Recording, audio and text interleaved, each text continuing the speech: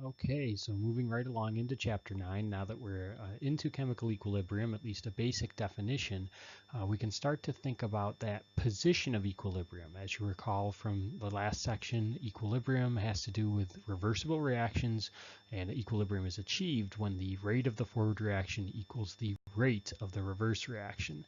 So as I said numerous times then, and I'll repeat again now, it does not necessarily mean concentrations of reactants and products are equal, and that's actually quite rare that that would ever happen. So the equilibrium constant will help us determine the relative amounts of reactant and product at equilibrium. So equilibrium constants, which we'll learn more about in this section of chapter 9, they are constant in the sense that we can change certain ideas about equilibrium and still achieve the same overall numerical value.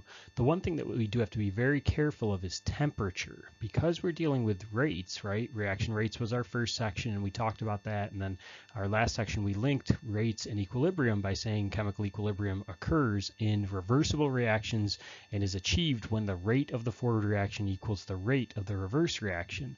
So if we change temperature, we are affecting both rates, and we'll have a new value for the equilibrium constant. So it's not always constant, it's usually at specific temperatures. Just wanted to start the lecture with that reminder that I'm sure I'll say at least once more as we move along. Okay, so for a given reaction, let's deal with a very simple reaction where we have A moles, that's what that little a in front of the big A means, and big A is our reactant. So we have A moles of reactant A, and it's in equilibrium with B moles of product B. So if we're looking for the equilibrium constant expression, K sub C, which refers to the equilibrium constant with respect to concentrations, that's what that little c means. So we'd have the concentrations of the products raised to the stoichiometric coefficient. So in this case, for the number of moles, it's just little b for product B in this generic example. And then we'd divide that. If we had multiple products, by the way, we'd multiply them together, each raised to their stoichiometric coefficients. And we divide that by the reactants, each concentration of reactant for a Kc raised to its stoichiometric coefficient and multiplied together if we happen to have more than one reactant. So those brackets around indicate the molar concentration. So we're talking about moles per liter, right? That's what I said before would be the preferred unit of concentration in chemistry, and here we see that to be the case. And then again, those coefficients, the stoichiometric coefficients, are written as superscript. So we're raising the concentration to that power, and hopefully you're comfortable with your calculator to raise things to any given power because it's not always raised to the first or second power. Sometimes we get some unusual things in chemical equilibrium. Okay, so up until this point in Chapter 9, we've been very conceptual. We've dealt in really abstract terms. We haven't done any mathematical problem solving, really. So now that we have that Kc expression, where Kc equals the concentration of each product raised to its stoichiometric coefficient, multiplied together if there's more than one product, divided by the product of each of the reactant concentrations raised to their stoichiometric coefficients and multiplied together if there's multiple reactants, now we've got something to solve. And so let's look at our guide. We've been using these guides throughout the semester, and hopefully they've been helpful for you to confidently and correctly solve problems. Here in the Kc expression, first and foremost, we need a balanced chemical equation. And in Kc, it's going to be a reversible reaction. So either balance the equation or take the coefficients from the balanced equations, depending. Just always check to make sure the chemical equation is balanced before you move forward. The next step involves writing those concentrations of products as the numerator and the reactants as the denominator. And then finally, if we show any stoichiometric coefficient in the balanced chemical equation, you need to make that an exponent for the particular reactant or product that it involves. If we don't show a stoichiometric coefficient, we assume it to be 1, and raising anything to the 1 power doesn't change that value. So we really only have to worry about it when there's non-1 coefficients. So anytime you see a numerical coefficient, that means it's not a 1, and that means it will need to be raised as an exponent for the reactant or product that it precedes. Okay, so let's try an example together. So we have a reaction here, 2 moles of carbon monoxide gas plus 1 mole of oxygen gas is in equilibrium with 2 moles of carbon dioxide gas. So step 1, we'll write that balanced chemical equation. Here it was given to us as balanced. Step 2, write the concentrations of the products as the numerator and the reactants as the denominator. So in this case we have just one product, carbon dioxide. So we have its concentration in the numerator, and then it's divided by the two reactants, concentration of carbon monoxide multiplied by concentration of oxygen. Moving now into step 3, we'll write any coefficient in the equation as an exponent. So in this case, we have the coefficient of 2 in front of the carbon monoxide as a reactant, and the coefficient of 2 in front of the carbon dioxide as a product, and therefore we have in the numerator carbon dioxide concentration squared raised to the second power divided by carbon monoxide concentration squared raised to the second power times oxygen concentration raised to the first power, which we don't show. Okay, so hopefully you've got your hands and mind around this idea of writing a Kc expression, because we're going to follow up here with a learning check.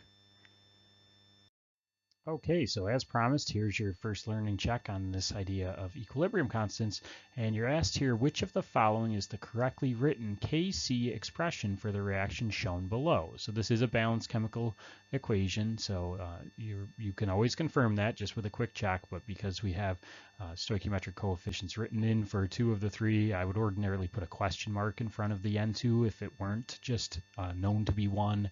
So knowing that information, if you haven't already decided which is correct, go ahead, pause the video here, and when you start back up, we'll see how you did. Okay, well, even though you had the multiple choice answer present, it's always a good idea to run through the steps of our scheme. So first we write the balanced chemical equation, which fortunately in this case it was provided. You're not always going to be that lucky, but many times it will be provided for you. Step number 2, write the product concentration in the numerator and the reactant concentration in the denominator. So in this case we have just the one product, NCl3, so we put its concentration in the numerator. We have 2 reactants, the N2 and the Cl2. So we put each of those concentrations in the denominator, and we would multiply them together as we show here. Moving on to step 3, we'll go ahead and raise each of the reactants and products to their stoichiometric coefficient. If it's shown, if it's not shown, we assume it to be 1, and we don't show a 1 as an exponent. So in this case, we had a 2 as the stoichiometric coefficient for the moles of NCl3 produced. So we would raise that NCl3 concentration to the second power, and that's produced by 1 mole of N2 reacting with 3 moles of Cl2. So we don't bother to show the 1 as the exponent for the concentration of N2, but we do show the 3 as the exponent for the Cl2, and that answer choice maps to choice D. So hopefully you can do this well. You'd probably expect something like this on a multiple choice exam question.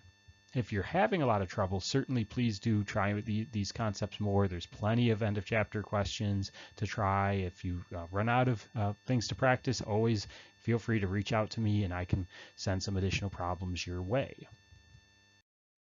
So I'm not sure if you've noticed, but so far I think every example we've encountered has been in the gas phase for the reactants and the products, and that's not always true in chemistry. So we do have to deal with the idea of homogeneous and heterogeneous equilibrium. So in a homogeneous equilibrium, all reactants or products in the reaction are in the same physical state. So that's what we've been dealing with, and we've been dealing with the gas phase in particular. However, there's also heterogeneous equilibrium where the reactants and products are in 2 or more physical states. So if we look at this example here, we have 2 moles of sodium hydrogen carbonate, which is a solid, is in equilibrium with 1 mole of sodium carbonate, which is also a solid at these conditions, plus 1 mole of carbon dioxide gas and 1 mole of water vapor. So we've got some solids and some gases here. This is definitely a heterogeneous equilibrium. When we run into the case where we have a pure solid or a pure liquid, we assume their concentration to be constant, and therefore we do not show them explicitly in the equilibrium constant expression. So in this example, where we have a solid reactant, a solid product, and then 2 gas phase products, it's only the gaseous products that we would show. So our Kc expression would just be the concentration of the CO2 raised to its stoichiometric coefficient, which is 1, and we don't show it, multiplied by the the water, H2O, raised to its stoichiometric coefficient of 1, which we don't show, and they would be in the numerator because they're both products. We do not show any solids or liquids in the equilibrium constant expression, so therefore this is all over 1 if you want to have a denominator, just because you're used to having that for a Kc, which is usually a fraction. You could certainly put a 1 down there, but we don't need to show any of the reactants because our reactant here is a solid. All right, so let's see how you do with that now with a learning check. So from this reaction, write the equilibrium constant expression. And clearly you see we do have a heterogeneous equilibrium. There is that one species that's in the liquid phase, whereas everybody else is in the gas phase. So go ahead, pause the video here, use your steps to write the equilibrium constant expression, and be careful to look for phases when you're assigning reactants and products into that equilibrium constant expression. Okay, so pause here and then start back up when you're ready. All right, so looking first, we've got already the balanced chemical equation. So step 1's been pretty easy for all these that we've worked so far because it was already there. Step 2, write the concentrations of the products as the numerator and the reactants as the denominator, but omit any solids or liquids. So in this case, in the product, we have just the Cl2 concentration because the H2O is a liquid at these conditions, and we assume its concentration to remain constant, and therefore we do not show it in the Kc expression. For the reactants, since they're both gases, we would show both of them. So we have concentration of O2 times concentration of HCl. It doesn't matter the order when we have multiple reactants or products, so you don't have to put HCl first because it was first in the balanced chemical equation. The order is not important as long as you get all of the reactants and products that actually belong in there correct. Okay, now moving on to step 3, any of the coefficients that we have in the balanced chemical equation now become exponents for the species that we actually show. So since we don't have the H2O present because it's a liquid, we don't worry about the 2 that was its coefficient, but we do have the coefficient of 2 in front of Cl2 gas, and we will show that as an exponent. And also we have a coefficient of 4 in front of the HCl, so we'll show that as an exponent. So there we have it. Hopefully it's the same one you arrived at, where Kc equals concentration of Cl2 to the second power divided by concentration of O2 times concentration of HCl to the fourth power. Okay, so now that we have those 3 steps down, and if that's not true, certainly do continue to practice, and please do reach out to me if you need additional assistance. But assuming you've got that down, now we can move on to actually calculating the Kc value. So first we write the Kc expression, which that's what we practiced our 3-stepper multiple times, and now we can substitute in the equilibrium molar concentrations to calculate Kc. Okay, so we're ready to get some numerical values. Finally, I know the math fans out there have been itching for this, and maybe the non-math fans have been having a great time without those numerical solutions, but whichever camp you're in, now's the time to start getting numerical answers. Okay, so in this problem, we're going to calculate an equilibrium constant. We're asked what is the Kc for the following reaction at 427 degrees Celsius if the equilibrium concentrations are concentration of H2 equals 0.20 molar, concentration of I2 equals 0.20 molar, and concentration of HI equals 1.47 molar. So there we have it. We've got those values, and we're ready to look into writing the Kc expression. Okay, so that hopefully you're familiar with now. You've gotten the hang of it. Here we have all gas phase reactants and products, so this is homogeneous equilibrium. Everybody's in the Kc expression. Our single product HI goes in the numerator. It's raised to the second power because of its coefficient of 2. The concentration of H2 goes in the denominator. It's our first reactant, although as I said, you can put them in any order. And then we have concentration of I2, which just like H2, there's a coefficient of 1 that we don't show, and therefore there's an exponent of 1 that we don't show here in the Kc expression. Okay, so moving on to our second step now, we can substitute in those equilibrium molar concentrations to calculate our Kc. And in this case, we see from the problem, and then also written to the side of the equation and below, we have concentration of HI of 1.47 molar, and that needs to be squared. Concentration of 0.20 molar for both H2 and I2, each raised individually to the first power, so we end up actually squaring that as well because we happen to multiply the same number by itself. That's not always the case. We don't have to have equal concentrations of reactants and products. Certainly we don't have equal concentration of product compared to reactant, but in this example we do have equal concentrations at equilibrium for the H2 and the I2. So when you multiply that correctly, notice we've forgotten about the unit of M or a mole per liter, however you want to express molarity. We sort of ignore units here, which I don't really care for, but I'm sure there's lots of you who don't like the unit hounding I've been doing to you in the lab, and so you're happy to see no units here. So our Kc is 54, and actually in this example, because it would be molar squared in the numerator and molar squared in the denominator, there really is no unit. It would cancel. Other times there would be a unit that we just don't show for convenience. So when we deal with equilibrium constants, we often deal with just the numbers, not the units, and in this case our numerical value for Kc is 54. All right, so let's follow up with a learning check here, and in this case you're going to go ahead and calculate the Kc for the reaction 1 mole of methane gas plus 1 mole of water vapor is in equilibrium with 1 mole of carbon monoxide gas plus 3 moles of hydrogen gas. And so here you see all of the equilibrium concentrations are different. They're each unique values, which is often the case in chemistry. So this is actually a good example of what goes on in the real world. And so your job is to find the Kc expression and then substitute in these equilibrium concentrations to get the numerical value of Kc. Notice here it is a homogeneous equilibrium condition where everything's a gas. So I just want to call your attention to that as you're still getting used to that. But again, you'll be expected to note those things on your own after this. Pause the video here and start us back up when you're ready. Okay, so from our scheme here, remember it's just a two-stepper, although this first step involves those 3 steps we were practicing before. Step 1, write the Kc expression for the equilibrium reaction. And we see here we have products of CO raised to just the 1 power that we don't show, and then concentration of H2 raised to the 3rd power because of its coefficient of 3, divided by our 2 reactants, concentration of methane raised to the 1 power, which we don't show, times concentration of H2O raised to the 1 power, which we don't show. And notice again, H2O, when it's a liquid, we don't put it in here, or if we're a solid, if we were dealing with ice, we would not show it, but when it's a gas, we do show water. Okay, so there we go. Hopefully you completed step 1 correctly, and let's see how we all did on step 2. Okay, so here we are in step 2 now. We're substituting in those values, being careful to put the right concentration at the right time, ignoring the units of molarity for the final Kc expression. We get a concentration of 0.81 for the CO gas times concentration of 0.28 for the H2 gas raised to the 3rd power, and then we multiply those 2 products to find the total numerator, divided by 0.13, which is the concentration of the methane, times 0.53, which is the concentration of the water vapor.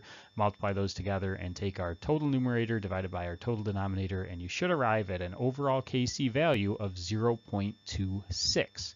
So hopefully that's what you got. If not, you might have trouble with your calculator. Just keep trying. If it's easier, just find the whole numerator and jot that number down. Then divide it by the denominator, which you find first, jot that down, then divide them at the end. You may differ from me just in that last digit if you do that based on rounding, but we do want to make sure that you're not losing points come exam time if you're having calculator issues. So please do continue to practice these, especially if you haven't been getting the answer that I've been getting, and my guess is it's a calculator issue. The one thing I do want to note, this is a fairly small value, right? 0.26, the other one was 54. Sometimes we get thousands upon thousands, sometimes we get thousandths upon thousandths, and hopefully you can see that because the products are in the numerator and the reactants are in the denominator, if we have a large number, that means we have a lot of product concentration, relatively little reactant left, and we favor products at equilibrium. If we have a small number, then we must have a relatively small numerator, pretty big denominator, and that means we favor reactants at equilibrium. And if we're right around 1, as we happen to be this time, we're pretty well equal at equilibrium, but not exactly exactly so as you see in this case. So that's a rough idea of what the Kc value tells you in terms of whether you favor products greatly, reactants greatly, or whether you're right around the middle there at equilibrium. So if you're continuing to have trouble, please do try additional problems and certainly reach out to me. Otherwise, we'll see you in the next section of Chapter 9.